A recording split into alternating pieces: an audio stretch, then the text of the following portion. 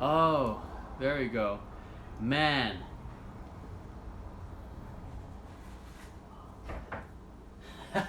Thanks, dude. I just realized my mic was muted. I appreciate it.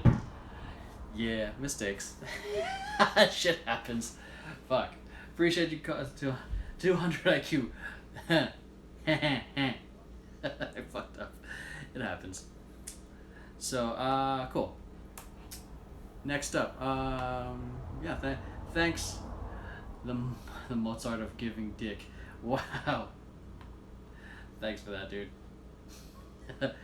Okay, so next up, thank you Mozart of giving dick for on Twitch. Shout out to Amanda who's watching, John and Alex who hopped in and out on the Instagram. If you guys got any questions, feel free to drop it in the chat down below, and I'll answer them in regards to dance, or social media, or personal development, or drugs. Don't, just kidding. So, yeah. If you guys like any of that content in regards to dance-related questions, make sure you check out my YouTube channel. I answer a lot of questions there already, and dance tutorials for those of you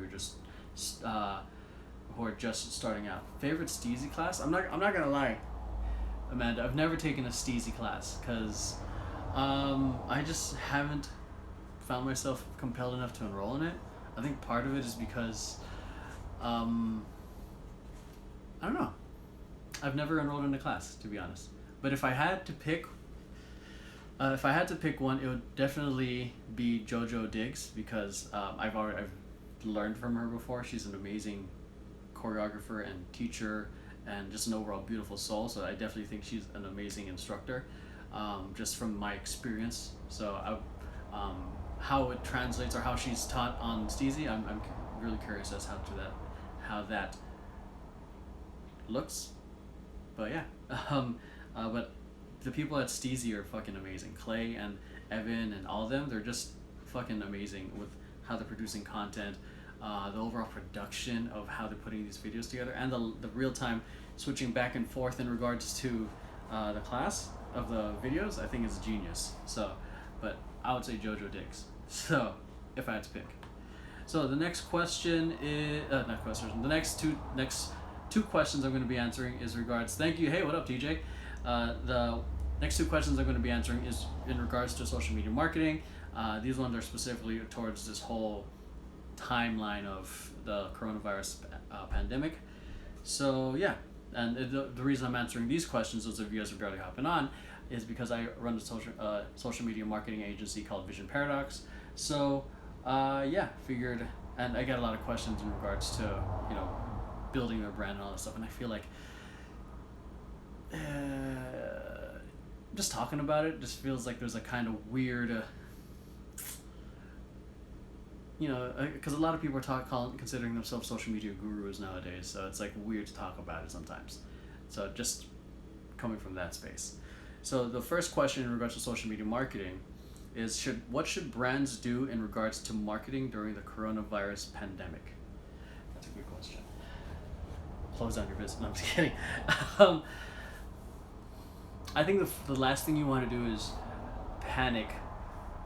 And I don't know what size business you're talking about, but in general, like I think it's never a good idea to go into panic mode because what you resonate, people are going to pick up on. If you start doing desperation moves, and people are going to read that from a mile away as well. If anything, I think you want to avoid.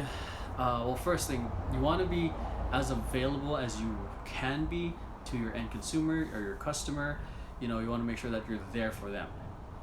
Like either share optimistic content, share. I don't know, maybe exclusive deals. Depending, it's hard to tell to say because I don't know what kind of business this is relating into, but you definitely want to be there for your customers, like 100%.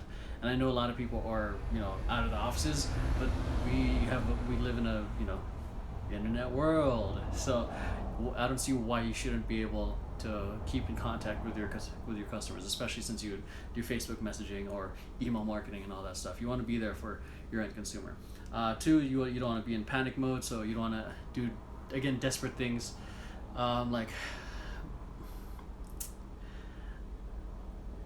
I almost want to say you don't want to, like, try to avoid like cutting, so to speak, to like, because I know, and I'm grateful for my clients, and I'm only speaking from the experience of my pool of clients, that they are still willing to spend on social media, and brands and companies. I don't think they should cut out spending on social media. I think if anything, they should keep it. The cuts should be minimal, because most people consuming content is online, not traditional. So it would make more sense to be as top of mind as possible. That means maybe producing more content. You might not even be, you might not have the production capability at the level of like Netflix, but shit, a lot of production houses are closed right now. Freaking Jimmy Fallon is doing his talk show from home. So I think the same with Trevor Noah. So find a way to be in a way kind of relatable like this, to still be producing content, because, you know, I think that's the beauty of social media. It kind of humanizes the brand. So cool. So hopefully that kind of gives some insight. This is just like, I've never dealt with this. I'm only 32, so I don't think one of us have ever dealt with this. So it's really, I'm honestly trying to figure it out along the way, and and hope to God it works. And it's, the client, thankfully, our clients are still with us. One of them is, actually, I'm not going to give too much info on our clients, but they're still with us, because they know that, social media, because a lot of people are at home right now, that means a lot more people are actually going to be paying attention, be looking at their phone, and not being distracted while driving. Okay, so the next question is, how do I think coronavirus will affect brands? I mean, depends on the brand. I think it can be scary. I think like the brick and mortar places are definitely taking a hit. A lot of my favorite restaurants down the street from my house are all closed down. So in that sense, it's going to be harder in terms of getting foot traffic in terms of that. But again, if you find a way to connect with your end consumer online, it can be a way of you kind of being a light for them, or a stand for them, or a stand of hope, or something. Because there's when it comes to sharing and connecting with with customers, we have something called the 3 E's in Vision Paradox. The things we share online affect the people that consume it, obviously. So we wanted to make sure that's either educational, empowering, or entertaining. So you have 3 different routes. What's up, Chris? 3 different routes to potentially connect with your end consumer in the middle of like people not walking into your business. You have the opportunity to empower people to do the right thing, stay home, or to educate them with what the situation is going on. Give them resources, give them facts, give them something to feel grounded, because there's a lot of uncertainty happening right now. So I think this is a good opportunity for brands to take a stand for something, instead of just like trying to promote, which is, you want to do social media marketing to promote and get the transaction and whatnot. But it's also important, in my opinion, to read the room and to kind of know what's needed from you, and how can you best serve your audience to make them feel safe, so to speak. Hope that makes sense. So I thought I saw something pop up here. So yeah, thanks, CJ, I appreciate it. So that is it. I think those are the 2 questions in regards to social media. If you guys got any questions in regards to that, let me know. Drop it down below. Ooh, that rhymed. I'm MC now. So that's it. So if you, again, I'm speaking from experience from running a social media agency. We're going on our 4th year in business, so yay. But if you guys like the social media content, make sure to check out our YouTube channel. We answer a lot of questions. There's also a lot of walkthroughs and everything. The only thing that we really haven't touched, to be honest, is TikTok, because one, I'm gonna be honest, I haven't really made time to produce content for TikTok. I've just been really mainly repurposing content. That's what a lot of people are going to be doing during quarantine. But I've been just repurposing content and just sharing it on there. I know there's a whole thing with the TikTok algorithm, but yeah, I haven't really made any TikTok content in regards to marketing, because I feel like I don't have that kind of say because I don't have the results yet, and whatever I share, I kind of want to come from that space. Cool. So, last question is personal development stuff. I think personal development's huge. Those of you guys watching this probably know the whole importance of it. I can't speak right now, probably because I'm still a little hungry. So, the last question is, in regards to personal development, is how do I stay productive while quarantined? I mean, if you have a phone in your pocket, in your hand, and you're learning and you're watching this, I think that's one way to kind of start staying productive. I mean, because I consider myself like an ambivert, and I know how hard I can empathize how hard it is not being able to connect with other people in the same space. But I've talked about this with other people as well, that this is also an opportunity. What up, Yu? This is an opportunity for people to kind of search within. It reminds me of the quote, and I shared this last night on my stories. Like, all of man's problems, stem from man's ability to sit in a room by himself. And I think it's kind of true in the way that a handful of people are freaking out that they have to be indoors or they can't leave and all that stuff. And I think you can approach it in the mindset of either this is an opportunity for you to, for an opportunity just to keep it that simple, or a way to play victim. You can be either one, and the ones playing victim obviously bitching and whining about it.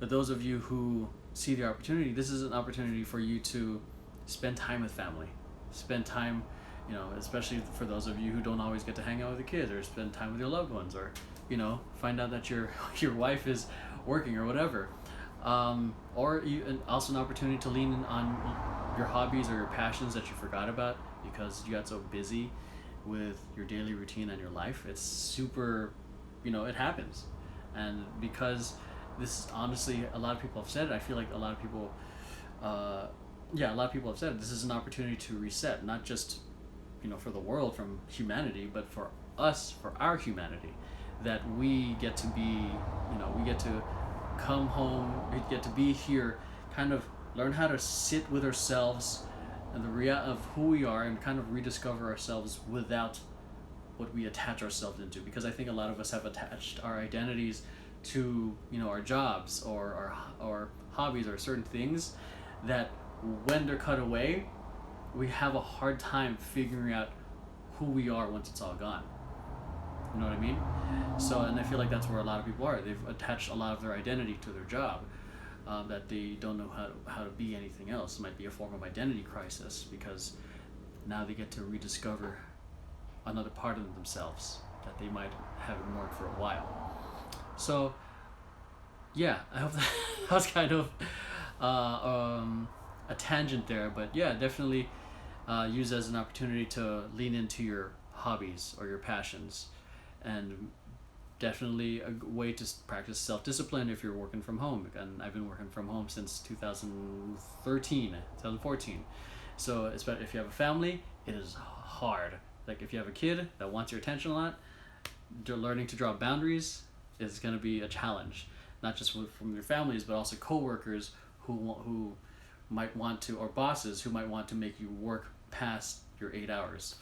So yeah, and then other ways to stay productive: read a book, watch YouTube. I love watching YouTube because, there's like literally an ocean of information over there. I learned how to improve my my color grading skills last week. This week, because I love those lawyers react videos, I learned a lot more about law just by watching those videos. So use the amazing tool that humans have created, which is the internet and the phone, to kind of upgrade your mindset. My favorite saying is like, upgrade your mindset as much as you upgrade your phone. Because then I feel like when you do that, you're opening yourself up to more possibility and flexibility, and also a humility that you don't know as much as you think you know. So yeah, that's it for today's Sunday Q&A. I appreciate you guys hopping on. Amanda, TJ, Yu, love you guys. I appreciate you guys. If you guys got any questions, let me know. I'm gonna look for my coffee real quick. But if you guys got any questions, drop it down below. If not, oh. Oh. Oh, interesting. Okay. Someone onto it. Yeah, that's all good. But wouldn't you say that the only reason why Bismarck declared war in Denmark was because he wanted to unite the general federal states, which, I mean, Mr. Diambu, I on Twitch. I appreciate you sharing your question, and honestly, I have no knowledge or anything about what's happening over at Bismarck or Denmark, and that's, chalk it up to ignorance and not knowing what's happening in the world. I just know what's happening within the immediate area of me. So, but that's a shame what's happening, and feel free to enlighten me. Hit me up on Instagram. I'm about to hit a drop off soon, but thank you, Chris. Good night, friends. So yeah, I appreciate you sharing, and this is one of the reasons I love being streaming, is because people share their kind of thoughts and experiences, because I only know my own. But the fact that Mr. Diambu from Twitch, give him a follow, is sharing kind of what's happening in his side of the world, kind of like, for me, it's like it's an interrupt to an interrupt and a mirror and awakening to, I guess, my own ignorance, because I don't know much what's happening outside of the States. So, but I appreciate you sharing, and yeah, feel free. I'm definitely free to learn more about it. So, I'm gonna grab my coffee. If you guys got any questions, feel free to drop it down below. If not, I'm gonna bounce out. So, I'm just gonna grab my coffee. Give me like a minute or two to look for my cup. Wish there was music.